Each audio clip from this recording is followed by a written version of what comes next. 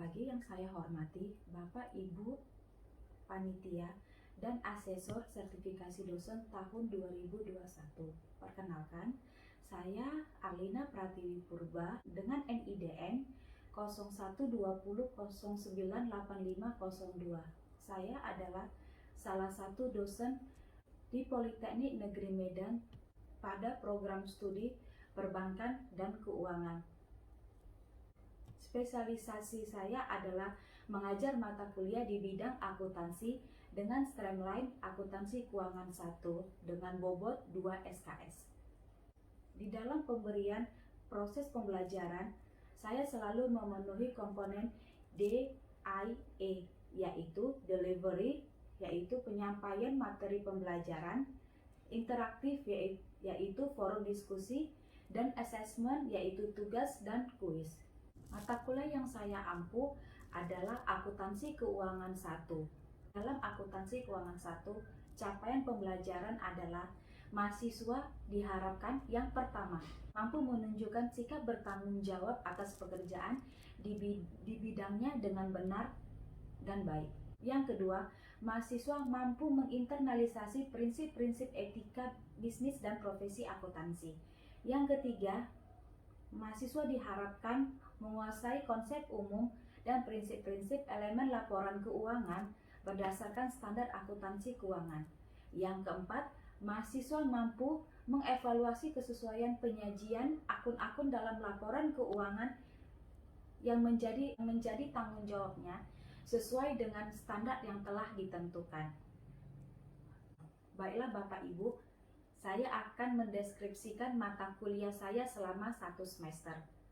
Deskripsi mata kuliah akuntansi keuangan 1 yaitu terdiri dari persediaan barang dagang atau merchandise inventory, aktiva tetap, properti investasi, aktiva tak berwujud.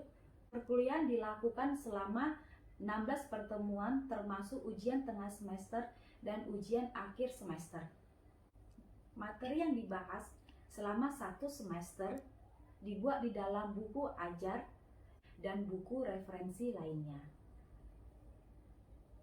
di mana materi tersebut berisi yaitu mengenai persediaan barang dagang, membahas 1. Definisi persediaan barang dagang, kedua, klasifikasi dan pengukuran persediaan barang dagang, yang ketiga, sistem pencatatan persediaan barang dagang, yang keempat, metode penilaian persediaan barang dagang,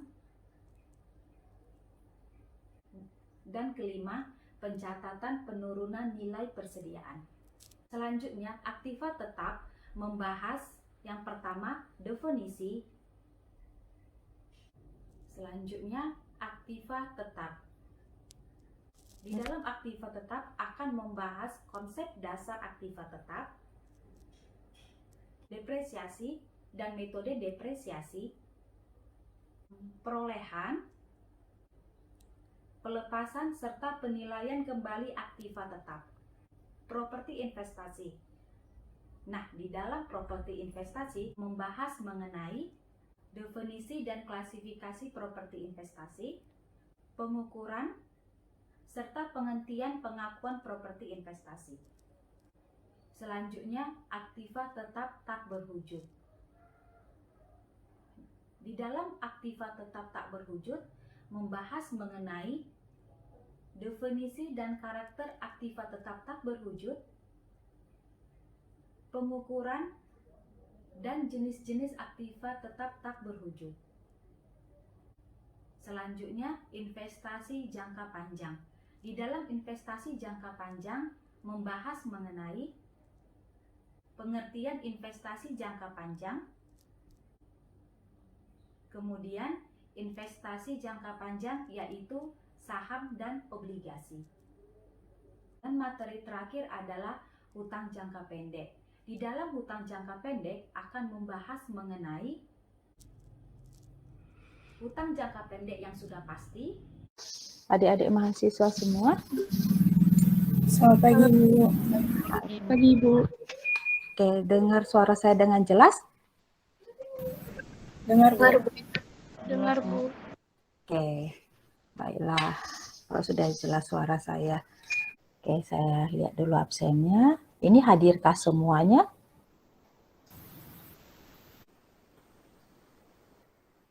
Nurul, Fadila, Hadir, Bu. hadir. Oke. Nur Ainun, Hadir, Bu. oke. Alicia, Hadir, Bu. Nabila, Hadir, Bu. oke. Esra, Hadir, Bu. Uli,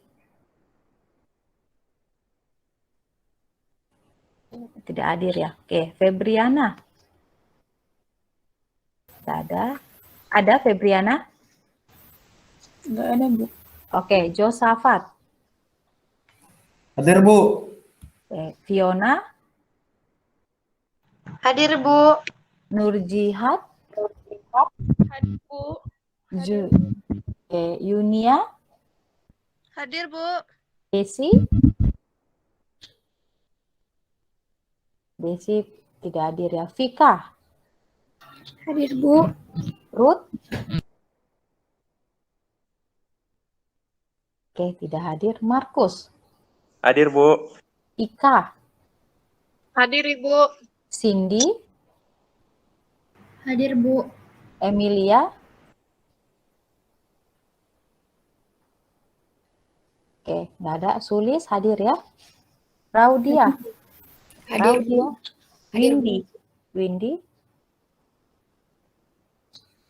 tidak ada. Siti, tidak ada. Oke, ada Siti? Nggak ada, Bu. Dia Oh. izin ke dokter tadi. Oke, iya. Oke, berarti Bu, maaf tadi saya terkeluar dari Google Meet, Bu. oke, sinyal nggak bagus ya. Oke, oh ya, Uli masuk ya. Oke, Bu, saya belum dipanggil, Bu. udah tadi saya panggil loh. Fatia? Belum. Fatia, Bu.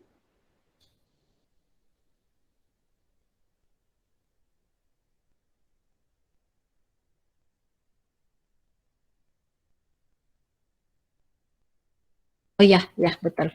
Fatia Zahra ya. Bu, Ya. itu Emilia ada Bu, tapi laptopnya nggak bisa bersuara Bu. Siapa itu? Emilia Salsabila Bu. Oh, Emilia ya. Oke, ya. Oke, iya. Kita lihat dulu untuk kehadirannya. 18 ya. 18 mahasiswa yang hadir. Nah, jadi nanti ini saya lihat nanti kehadiran yang di Zoom ini dengan kehadiran yang saya sebutkan namanya satu-satu. Ya.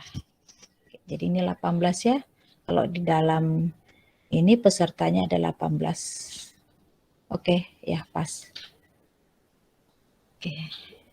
Nah, sesuai dengan RPS di minggu keempat ini, maka kita akan membahas mengenai aktiva tetap berwujud. Nah, sebelum kita masuk ke dalam aktiva tetap berwujud, materi aktiva tetap berwujud, saya ingin untuk mereview ulang untuk mengenai persediaan barang dagang atau merchandise inventory di minggu ketiga kemarin. Nah, pada minggu ketiga kemarin di persediaan barang dagang itu kita membahas mengenai pengertian dari persediaan barang dagang, kemudian metode penilaian persediaan barang dagang, kemudian itu sistem pencatatan persediaan barang dagang. Nah, setelah kita pelajari persediaan barang dagang di minggu kemarin, saya ingin bertanya, apakah sudah dipahami atau ada pertanyaan? Sudah, Bu. Jika sudah paham semua, saya ingin bertanya untuk metode penilaian persediaan. Nah, ada berapa metode dalam penilaian persediaan? Ayo, siapa yang bisa jawab? Ada 3. Ada 3 ya. Oke. Bisa sebutkan Sulis ketiganya itu? Ada metode LIFO, FIFO, dan average, Bu. Oke. Oke. Untuk sistem pencatatannya, sistem pencatatan persediaan ada berapa? Ada 2, Ibu. Ada 2 ya. Bisa dijelaskan Cindy? 2 sistem pencatatannya? Yang pertama itu sistem pencatatan fisik, yang kedua sistem perpetual. Sistem pencatatan fisik dan sistem pencatatan perpetual. Oke, baiklah. Saya rasa sekalian sudah sudah memahami untuk materi persediaan barang dagang atau merchandise inventory. Baiklah, kita masuk sekarang adalah ke aktiva tetap berwujud. Oke. Nah, kita masuk ke aktiva tetap berwujud atau tangible fixed asset.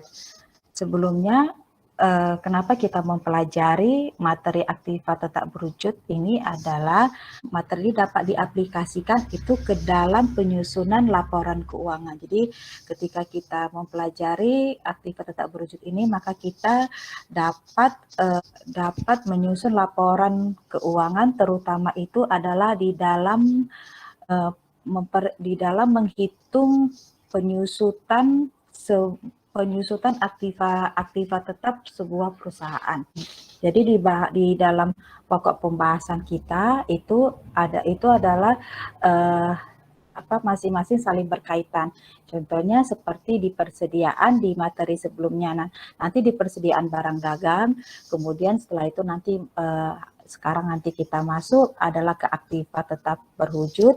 Nah, nanti dan kemudian nanti beberapa materi lagi itu nanti membentuk satu kesatuan di dalam membentuk laporan keuangan. Jadi unsur-unsur atau topik-topik yang kita pelajari dari pertemuan pertama sampai pertemuan terakhir itu adalah membentuk laporan keuangan secara utuh. Ya. Nah, untuk konsepnya, menurut konsep aktiva tetap berwujud, menurut PSAK nomor 16, aktiva tetap itu adalah aktiva yang diperoleh dalam bentuk siap pakai atau dibangun terlebih dahulu yang digunakan dalam operasi perusahaan. Nah, jadi dia itu digunakan di dalam operasi perusahaan, tidak dimaksud atau tidak ditujukan untuk dijual. Dan dia mempunyai masa manfaat lebih dari 1 tahun. Nah, dari pengertian ini dapat kita ambil ke kriteria aktiva itu adalah yang pertama, dia itu adalah mempunyai masa manfaat di atas dari 1 tahun, kemudian dia mempunyai nilai relatif besar, dimiliki atau dibeli bukan untuk tujuan dijual kembali, akan tetapi dia digunakan di dalam operasi perusahaan, dan yang keempat adalah digunakan dalam kegiatan usaha sehari-hari. Nah, untuk pengelompokan aktiva tetap. Untuk pengelompokan aktiva tetap itu ada yang pertama, ditinjau dari umur. Nah, aktiva yang ditinjau dari umur itu adalah aktiva tetap berwujud yang mempunyai masa manfaat tidak terbatas. Misalnya adalah, contohnya di sini adalah yang tanah. Yang kedua, aktiva tetap berwujud yang mempunyai masa manfaat terbatas.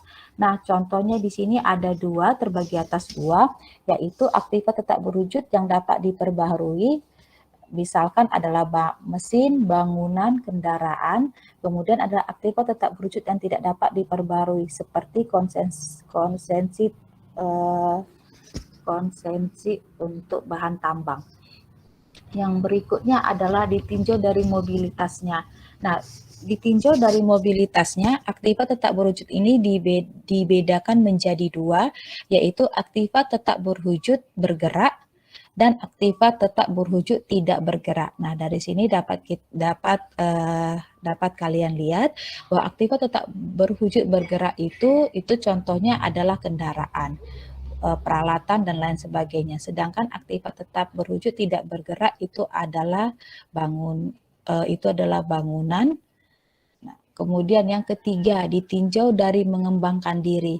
Nah, ditinjau dari mengembangkan diri, aktiva itu dibedakan menjadi 2, yaitu aktiva tetap berwujud dan tidak dapat mengembangkan diri, misalkan adalah bangunan, kendaraan, dan aktiva tetap yang dapat mengembangkan diri. Misalkan itu adalah sapi perah, sapi indukan, ayam petelur. Nah, di sini dapat kalian lihat bahwa sapi, ayam petelur itu merupakan tergolong ke dalam aktiva apabila perusahaannya itu adalah perusahaan yang bergerak di dalam peternakan. Kita masuk ke klasifikasi aset tetap atau aktiva tetap.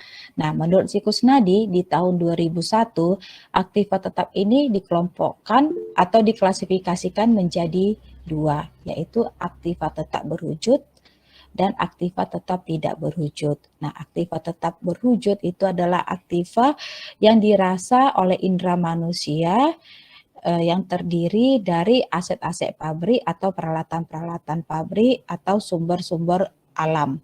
Nah, sedangkan aktiva tetap tidak berwujud itu meliputi adalah goodwill, merek dagang, hak paten, hak cipta, dan lain sebagainya.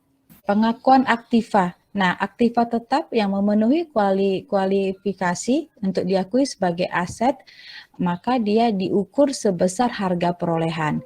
Nah, sebesar harga perolehan itu, dia itu diakui apabila yang pertama, besar kemungkinan manfaat ekonomi di masa depan berkenan dengan aset tersebut.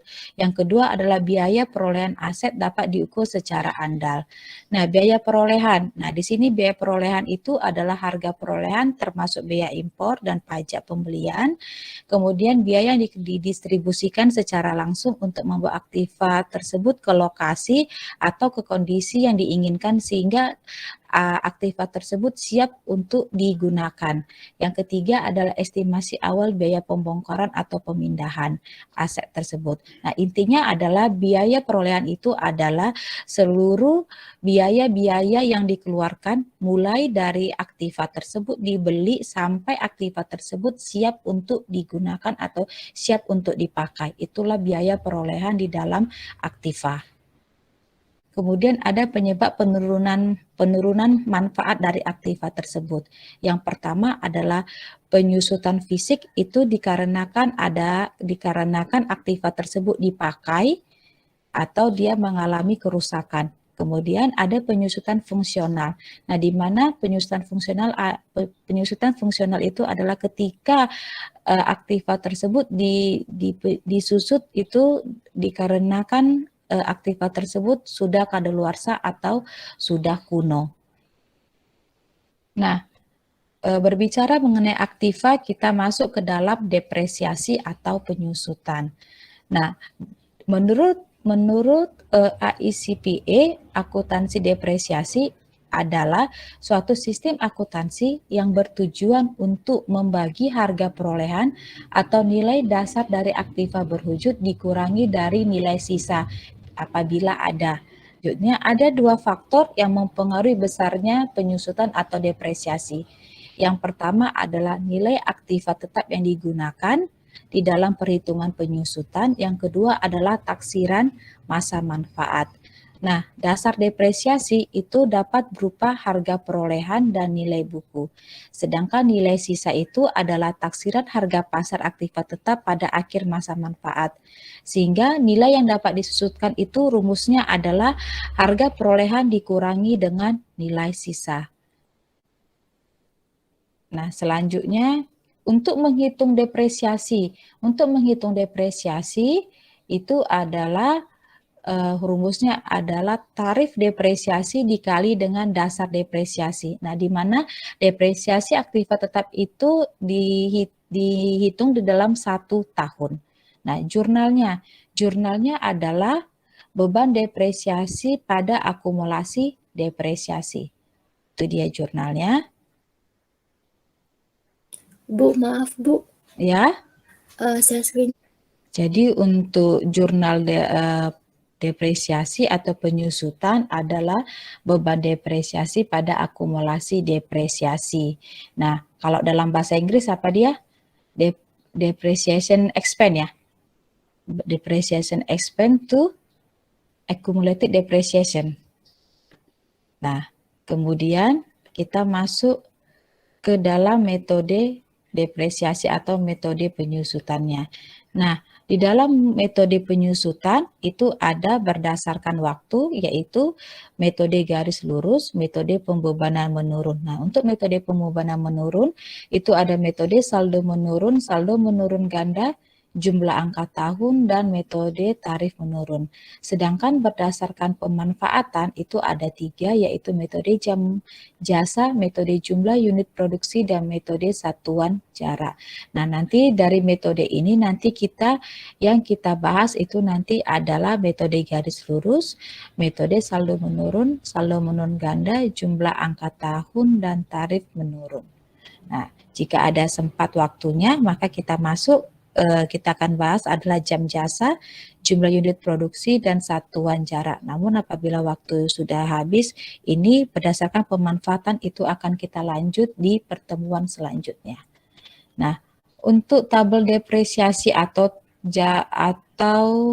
tabel penyusutan itu terdiri dari 5 kolom besar, yaitu kolom pertama adalah tahun atau periode, yang kedua adalah harga perolehan, ketiga adalah beban depresiasi, keempat adalah akumulasi depresiasi, dan yang terakhir adalah nilai buku.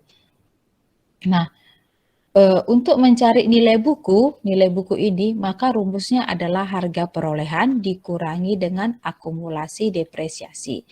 Nah, sedangkan untuk tahun pertama beban depresiasi itu adalah sama dengan akumulasi depresiasi. Jadi tahun pertama beban depresiasi itu adalah sama dengan akumulasi depresiasi.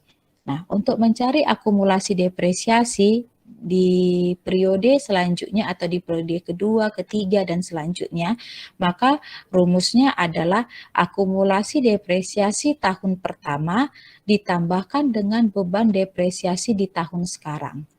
Jadi tahapnya itu adalah pertama itu kalian mencari beban depresiasinya. Jadi beban depresiasi itu adalah kalian cari berdasarkan metode apa yang digunakan.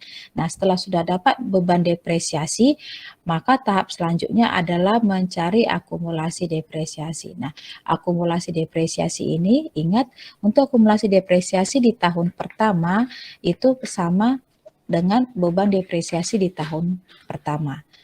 Sama dengan beban depresiasi di tahun pertama. Sedangkan untuk akumulasi depresiasi di tahun kedua dan di tahun-tahun selanjutnya, rumusnya adalah akumulasi depresiasi di tahun sebelumnya atau di tahun pertama ditambah dengan beban depresiasi saat ini atau misalnya di tahun kedua. Nah, untuk nilai bukunya itu adalah harga perolehan dikurangi dengan akumulasi depresiasi. Jadi nanti di beban depresiasi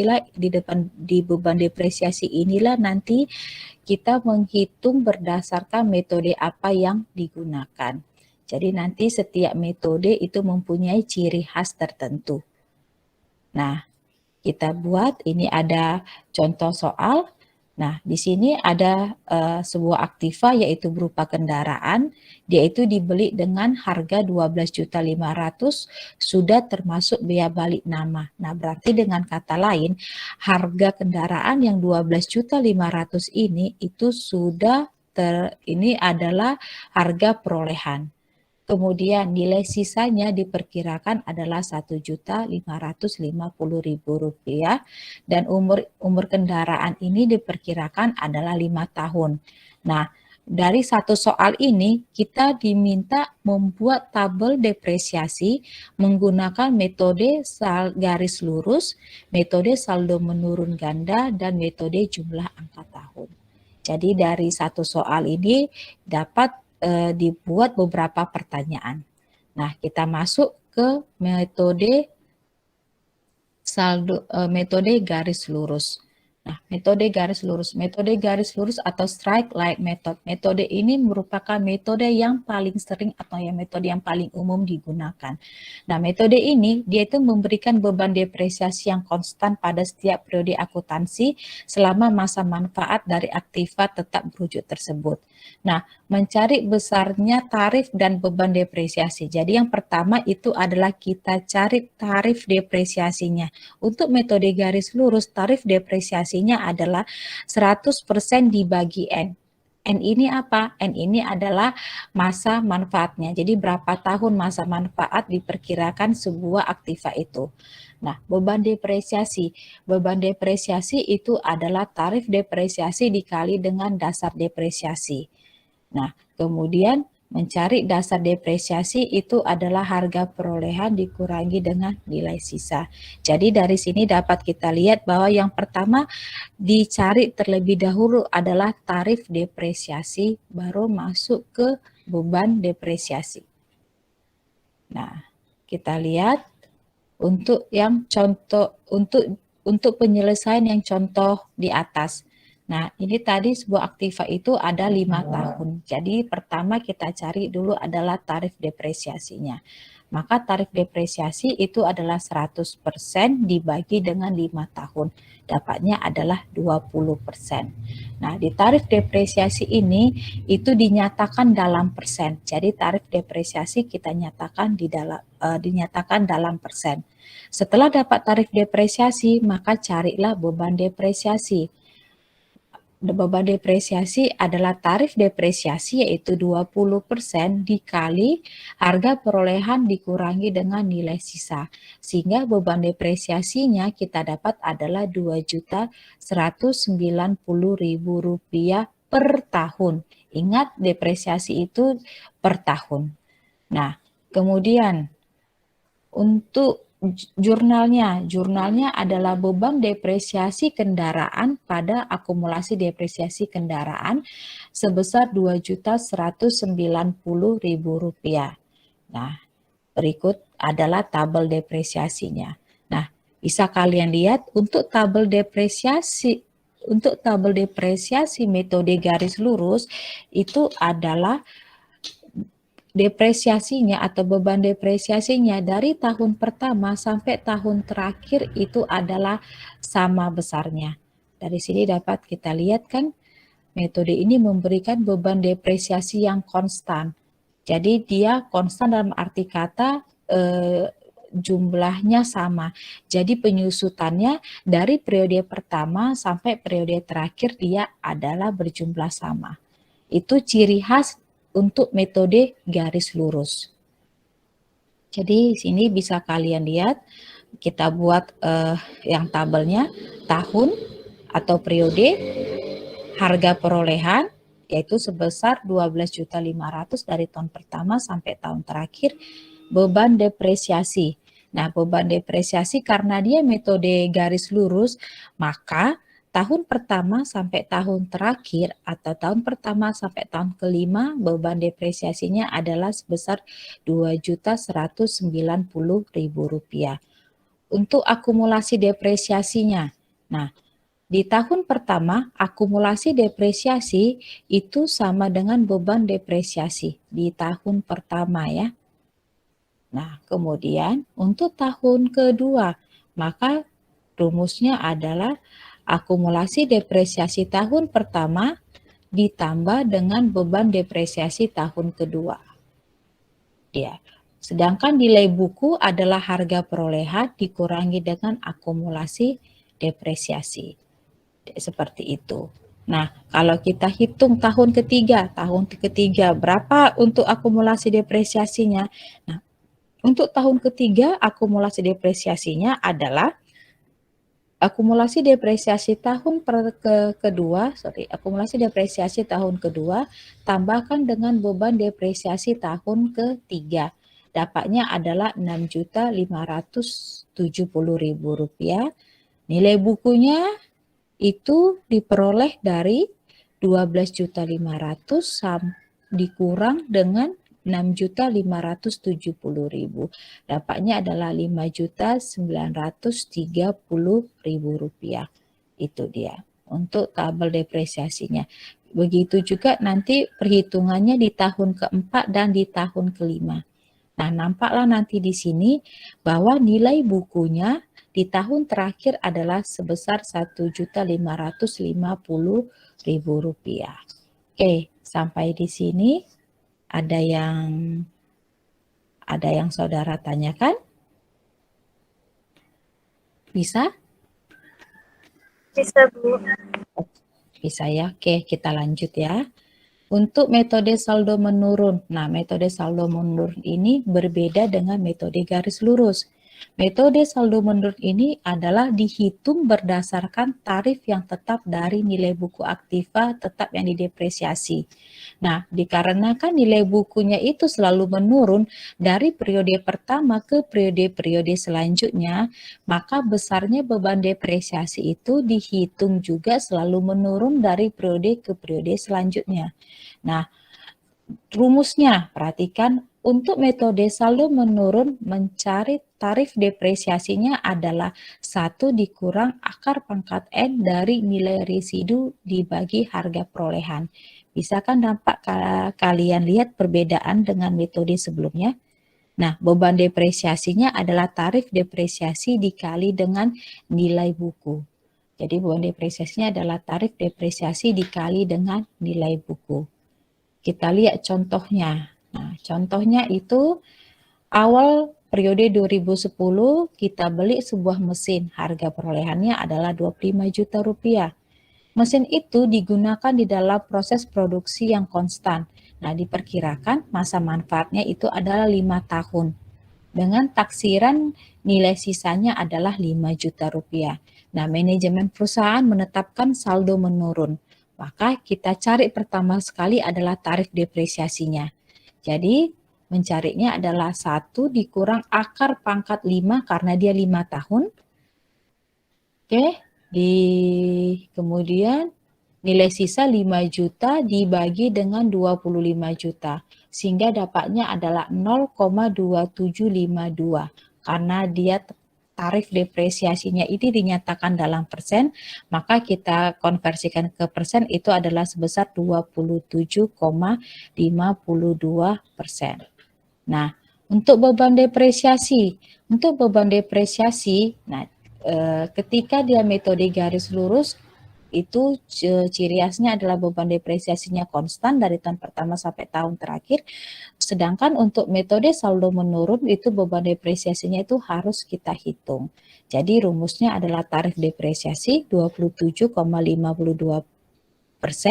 dikali dengan 25 juta itu karena di awal itu sebesar harga perolehannya. Dapatnya adalah Rp6.880.000. Nah, untuk beban depresiasi tahun kedua itu adalah tarif depresiasi dikali dengan nilai buku. Nilai buku yang mana? Nilai buku tahun pertama. Jadi ini dikali dengan nilai buku tahun pertama, maka dapatnya adalah 4.986.624. Nah, tahun ketiga, maka mencarinya adalah 27,52% dikali nilai buku tahun kedua. Nah, jika kita lihat di dalam tabel, nah nyatakan seperti ini. Jadi harga perolehan, beban depresiasi, akumulasi depresiasi, dan nilai buku. Nah, diperhatikan. Jadi untuk mencari akumulasi depresiasi sama ya, metode apapun dia sama. Akumulasi depresiasi tahun pertama itu akan menjadi beban depresiasi di tahun pertama. Sorry, kebalik ya. Beban depresiasi tahun pertama itu menjadi akumulasi depresiasi di tahun pertama. Nilai bukunya yaitu harga perolehan dikurangi dengan akumulasi depresiasi. Nah, nilai buku di tahun pertama itulah kita bawa atau kita hitung itu untuk mencari beban depresiasi di tahun kedua. Ya. Oke. Nah, kemudian untuk tahun ketiga, begitu juga untuk tahun ketiga mencari akumulasi depresiasinya di tahun ketiga itu adalah kita dapat dari yang tarif depresiasi dikali dengan nilai buku tahun kedua atau tahun sebelumnya. Nah, di sini nanti kita lihat. Nah, di metode ini untuk penyusutannya di tahun terakhir itu adalah kita lakukan penyesuaian sehingga nanti untuk mendapatkan nilai bukunya adalah sebesar 5 juta rupiah. Ya. Oke, sampai sini ada yang mau ditanya? Bisa? Bisa, Bu. Oke, untuk jurnalnya sama ya, jurnalnya itu adalah beban depresiasi kendaraan pada akumulasi depresiasi kendaraan. Jadi nanti di jurnal dirincikan dia aktiva itu apakah dia kendaraan, mesin atau jenis apa dia. Oke, yang berikutnya saldo menurun ganda. Nah, saldo menurun ganda. Untuk saldo menurun ganda, ciri khasnya adalah tarif depresiasi adalah 2 kali metode garis lurus atau 2 kali 100% dibagi N. Nah, perhitungan untuk mencari beban depresiasinya itu sama dengan metode saldo menurun. Jadi antara metode saldo menurun dengan metode saldo menurun ganda, perbedaannya hanyalah di tarif depresiasinya. Nah, untuk saldo menurun ganda mencari yang tarif depresiasinya adalah 2 kali garis lurus, metode garis lurus, sedangkan untuk mencari beban depresiasinya itu adalah sama. Jadi perhitungan mencari beban depresiasi di metode saldo menurun itu sama dengan metode saldo menurun ganda. Nah, saya rasa ini ya bisa ya kalian ya untuk metode saldo menurun ganda. Nah, kemudian masuk kita ke JAT. Nah, JAT ini adalah jumlah angka tahun. Di dalam JAT, langkah-langkah yang kalian lakukan adalah pertama, kalian cari dulu berapa jumlah JAT-nya.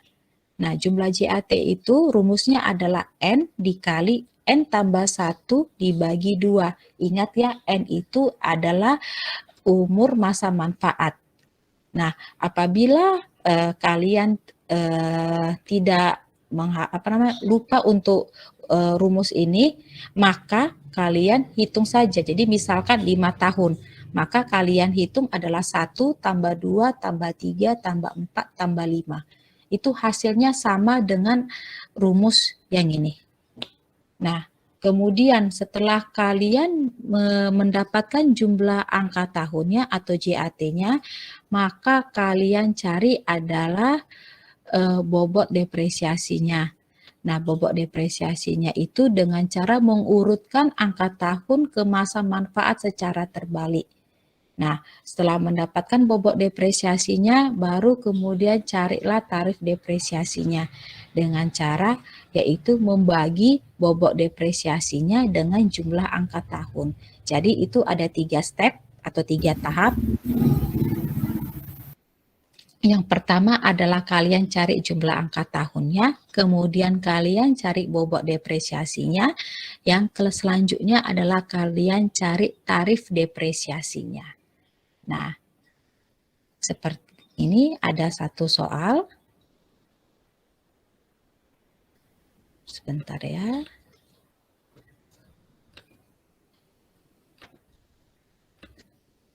Nah, misalkan soalnya soal yang sebelumnya ya, yang sebuah mesin sebuah kendaraan yang dibeli dengan harga 12.500.000. Nah, kita lihat jadi kita cari dulu yang pertama apa tadi? JAT-nya. Nah, JAT-nya dengan 5 tahun, maka JAT-nya adalah 15. Jadi 5 dikali 6 dibagi 2 sama dengan 15. Ini adalah JAT-nya, jumlah angka tahunnya. Nah, tahap selanjutnya adalah mencari bobot. Nah, mencari bobot dengan kita lihat tahun pertama maka bobotnya 5. Tahun kedua itu bobotnya 4. Tahun ketiga bobotnya 3, tahun keempat bobotnya 2, dan tahun kelima bobotnya 1. Terbalik ya, secara terbalik mencari bobot. Kemudian kita cari adalah tarif depresiasi. Tarif depresiasi itu adalah bobot dibagi dengan JAT-nya. Jadi kalau tahun pertama maka tarif depresiasinya adalah 5/15. Nah, jadi selanjutnya adalah beban depresiasi. Nah, mencari beban depresiasi adalah tarif depresiasi dikali harga perolehan dikurangi dengan nilai sisa. Nah, ini dia. Nah, jadi kemudian di tahun kedua kita lihat bobotnya adalah 4, tarif depresiasinya adalah 4/15, maka beban depresiasinya adalah 4/15 dikali harga perolehan dikurangi dengan nilai sisa. Nah, ini seperti ini perhitungannya. Jadi saya tekankan, yang pertama kalian cari itu adalah tarif depresiasi dengan cara pertama hitung dulu JAT-nya, berapa JAT-nya, kemudian kedua adalah tentukan bobotnya. Yang ketiga mencari tarif depresiasi dengan cara bobot dibagi JAT-nya. Baru setelah itu barulah kita cari beban depresiasinya tahap terakhir. Beban depresiasi adalah tarif depresiasi dikali harga perolehan dikurangi dengan nilai sisa. Nah, kita lihat sehingga untuk perhitungannya adalah sebagai berikut. Ini dia. Nah, ini dia. Jadi untuk tahun pertama itu beban depresiasinya 5/15 dikali 12.500 dikurang 1.550. Ingat ya, di dalam perhitungan maka yang di dalam kurung ini di luar kalian kerjakan, kemudian kalikan dengan 5/15. Dapatnya adalah seperti ini.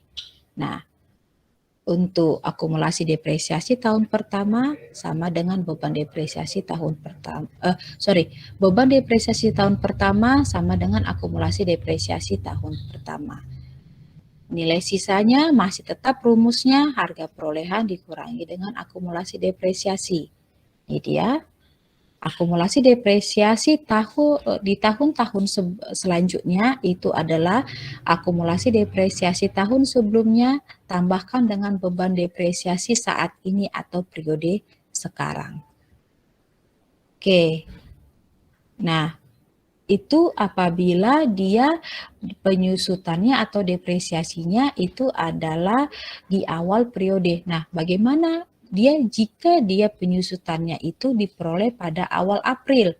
Nah, apabila dia diperoleh pada awal April, kita ingat aja beban depresiasi itu adalah dalam 1 tahun. Jadi kalau dia di awal April 2011, maka dia setahunnya adalah 1 April 2011 sampai 1 April 2012. Nah, itulah yang bobotnya 5. Jadi kita hitung. Jadi 3/12, 3 bulan, 3/12 dikali 4/10 dikali harga perolehan dikurangi dengan nilai sisa. Nah, lihat tadi 4 tahun, maka mencarinya JAT-nya adalah 4 dikali 5 ya, dibagi 2. Ya kan rumusnya? Nah, dapatnya berapa? Dapatnya adalah 10. Nah, jadi untuk tahun 2012, 3/12 dikali 4/10 dikali 14.500 kurang 2.500, dapatnya adalah 1.200.000 rupiah. Ini dia. Kemudian masih di tahun 2012 itu adalah 9/12 dikali 3/10 dikali 14.500 kurang 2.500, itu dapatnya 2.700.000 rupiah, sehingga ditotalkan adalah 3.900.000 rupiah. Nah, ini dia perhitungannya. Oke.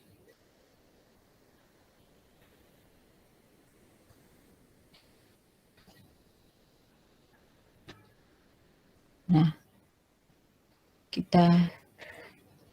sampai dari 4 metode ini, ada yang mau ditanya? Sampai metode ini ada yang mau ditanya? Ibu mau nanya. Ya. Yang untuk jumlah angka tahun ini Bu, yang kalau misalnya tadi di awal April gitu Bu, nggak sesuai sama yang tahunnya, itu tadi Bu caranya gimana ya Bu? Itu tadi kan ada dua perhitungan. Nah, yang di kedua tadi Bu, yang 9/12 itu dari mana ya Bu? Oke, coba lihat ya.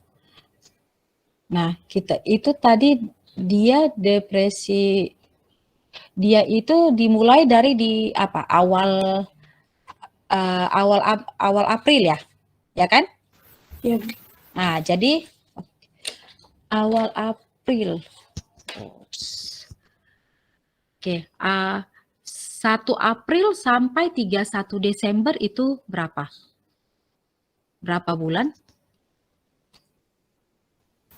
9. 9 bulan. Bentar ya. Jadi di tahun 2011 itu berarti 9/12, berarti dari 1 April sampai ke 31 Desember, 9/12 dikali. Nah, bobotnya itu adalah 4/10. Ingat karena dia 4 tahun. Ya kan, 4/10 dikali dengan harga perolehan dikurangi dengan nilai sisa. Itu adalah di 1 April sampai 31 Desember di tahun 2011. Nah, ini dia. Nah, ketika kita masuk di tahun 2012, maka kita buat itu adalah 3/12. 3/12 ini adalah dari 1 Januari sampai 1 April. Itu 3 bulan. Dikali dengan 4/10. 4/10 itu adalah masih bobot 1 tahun. Jadi di tahun pertama bobotnya itu adalah 4. Nah, seperti ini yang tadi saya bilang itu dia secara terbalik. Jadi mengurutkan angka tahun ke dalam masa manfaat secara terbalik. Jadi kalau dia 4 tahun, maka dia tahun pertama itu adalah bobotnya adalah 4. Begitu. Nah, bisa di sini? Bisa Bu. Jadi nanti ini ya saya apakan untuk 2012 ya. Jadi dari 1 Januari sampai 1 April 2012 itu adalah 3 bulan. Jadi 3/12 dikali dia adalah 4/10 karena dia masih di tahun pertama. Ingat tahun pertama berarti dari 1 April 2011 sampai 1 April 2012. Nah, akan tetapi ketika dia dari 1 April sampai ke 31 Desember 2012, dia itu sudah bobotnya 3, bukan bobotnya 2. Kenapa? Dia sudah penyusutan di tahun kedua. Jadi dia 9/12. Jadi dia di tahun kedua 3/10. Nah, untuk tahun 2013, berarti dari 1 Januari sampai 1 April 2013 itu adalah 3 bulan 3/12 dikali 3/10. 3/10 itu dari adalah bahwa dia tahun 2012 bulan Januari ke 1 April itu masih bobotnya 3 atau dengan kata lain penyusutannya itu adalah penyusutan di tahun kedua. Begitu selanjutnya. Jadi nanti kayak seperti di tahun 2012 dijumlahkan saja berapa? Ini dapatnya 3.900.000. Nah, 3.900.000 inilah masukkan ke dalam beban depresiasi. Itu juga untuk tahun 2013 2.700.000, tahun 2014 1.500.000 rupiah. Begitu selanjutnya. Jadi nanti harus yang perlu kalian ingat adalah bahwa depresiasi itu dalam 1 tahun. Jadi dia kalau 1 tahun misalkannya dia 4 misalnya dia itu contoh soal adalah 4 tahun, maka di tahun pertama bobotnya itu 4, di tahun kedua bobotnya 3, tahun ketiga bobotnya 2, tahun keempat itu bobotnya 1. Dia seperti itu. Bisa ya? Bisa Bu. Oke. Bisa. Kan ini ada satu soal, satu case. Silakan dikerjakan secepatnya.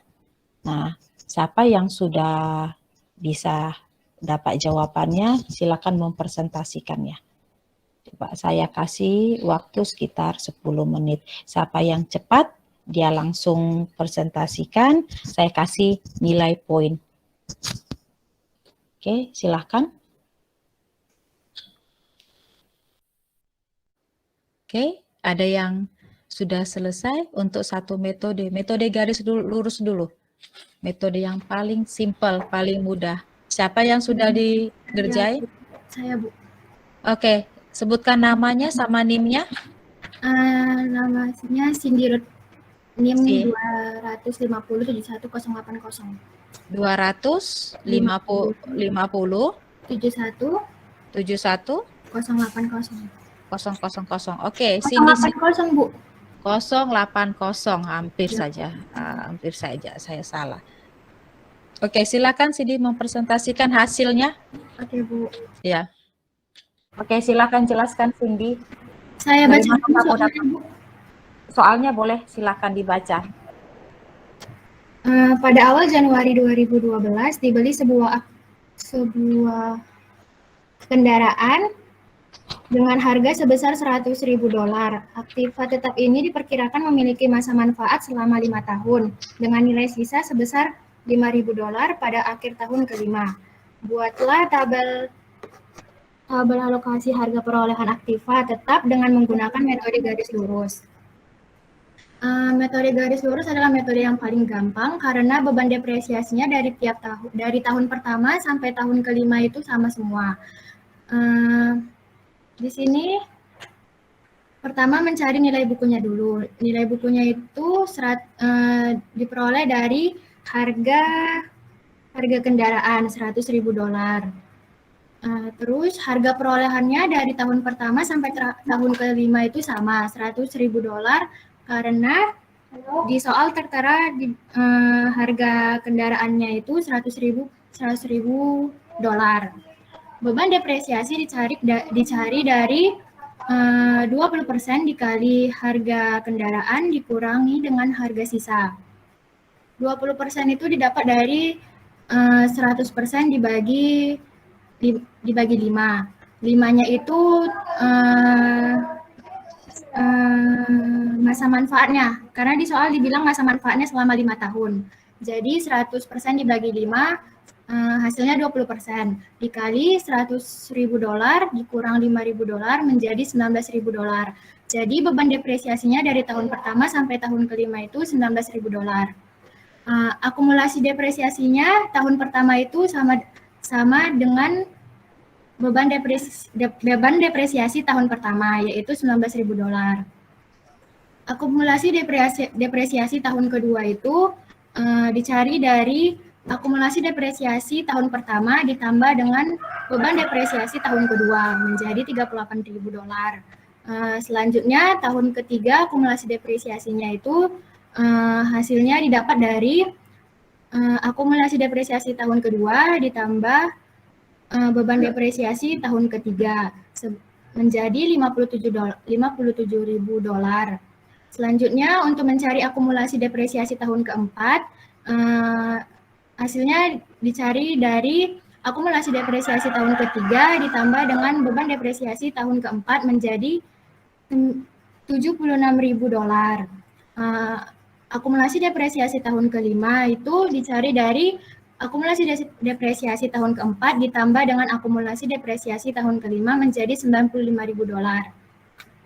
Nilai buku didapat dari harga perolehan dikurang akumulasi depresiasi. Nilai buku tahun pertama itu harga perolehan tahun pertama dikurang dengan akumulasi depresiasi tahun pertama menjadi $81.000. Begitu juga dengan nilai buku yang kedua. Harga perolehan tahun kedua dikurang dengan akumulasi depresiasi tahun kedua menjadi $62.000. Begitu juga dengan nilai buku tahun ketiga. Harga perolehan tahun ketiga dikurangi dengan akumulasi depresiasi tahun ketiga menjadi $43.000. Begitu juga dengan nilai buku tahun keempat. Harga perolehan tahun keempat dikurang dengan akumulasi depresiasi tahun keempat menjadi $24.000. Dan terakhir nilai buku pada tahun kelima itu diambil dari harga perolehan tahun kelima dikurang dengan akumulasi depresiasi tahun kelima menjadi $5.000. Sekian, Bu. Oke, iya benar. Oke, yang lainnya bagaimana? Ada yang mau menanggapin jawaban dari Cindy? Oke, tidak ada ya, benar ya jawaban Cindy ya. Jumlah angka tahun. Ayo Bu, Markus. Oh, Markus ya. Oke, Markus. Nama lengkap? Markus Oasis Pardosi Bu. Oke. NIM? 20050071012. Oke, Markus, silakan kamu untuk mempresentasikan hasil kamu, tetapi karena ingat waktu kita sudah sudah tinggal sedikit lagi, maka yang kamu jelaskan itu adalah dari mana beban depresiasinya. Ya, jadi hanya beban depresiasinya aja. Untuk nilai buku kan saya yakin semua sudah bisa ya. Nilai buku itu kan harga perolehan dikurangi dengan akumulasinya. Oke, silakan Markus. Oke, beban yang pertama itu beban depresiasinya karena untuk aktiva tetap berwujudnya kita tahu selama 5 tahun, yaitu jadi 5/15. Yaitu beban depresiasinya 5/15 dikali harga kendaraan yaitu 100.000 dikurang 5.000 sebagai nilai sisanya. Itu berarti tahun pertama itu bobotnya 5, tarif depresinya 5/15, beban depresinya 5/15 dikali 100.000 dikurang 5.000, hasilnya yaitu $31.666,67. Untuk tahun keduanya yaitu bobotnya 4, tarif depresiasinya 4/15, lalu beban depresiasinya 4/15 dikali 100.000 dikurang 5.000 dan hasilnya yaitu $25.000 $333,33. Yang tahun ketiga, bobot ketiga, tarif depresiasi 3/15, beban depresiasi sama dengan 3/15 dikali $1.000 dikurang $5.000 sama dengan $19.000. Bobotnya 2, tarif depresiasi 2/15, lalu beban depresiasi sama dengan 2/15 dikali $100.000 dikurang $5.000, hasilnya yaitu $12.000 $666,67. Yang tahun kelima yaitu bobotnya 1, tarif depresiasinya 1/15, beban depresiasinya yaitu 1/15 dikali $100.000 dikurang $5.000, hasilnya yaitu $6.000 $333,33. Terima kasih Bu.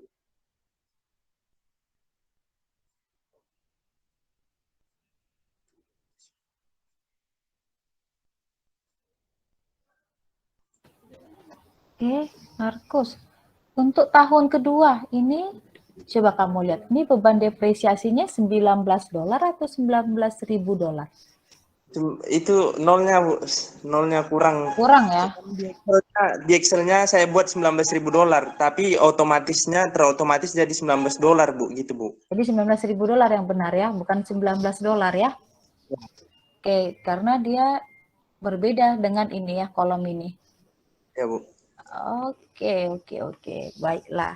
Mengingat waktu kita pun sudah habis, jadi saya sudahi untuk perkuliahan kita hari ini. Jadi yang yang menjawab soal untuk hari ini itu adalah Cindy, Nurul, sama Markus ya, 3 ya. Oke. Nanti saya harap untuk pertemuan berikutnya juga ya mahasiswa yang lainnya bergantian untuk menjawab pertanyaan untuk materi-materi selanjutnya.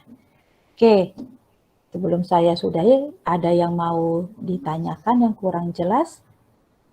Adik-adik mahasiswa? Tidak ada? Oke, tidak ada. Kalau tidak ada, oke. Saya sudahi perkuliahan hari ini. Terima kasih atas kehadirannya, atas partisipasinya di dalam di dalam mata kuliah saya. Sampai ketemu untuk minggu depan atau sesi berikutnya. Oke, selamat pagi. Saya izin live. Oke. Selamat pagi Bu, terima kasih Bu.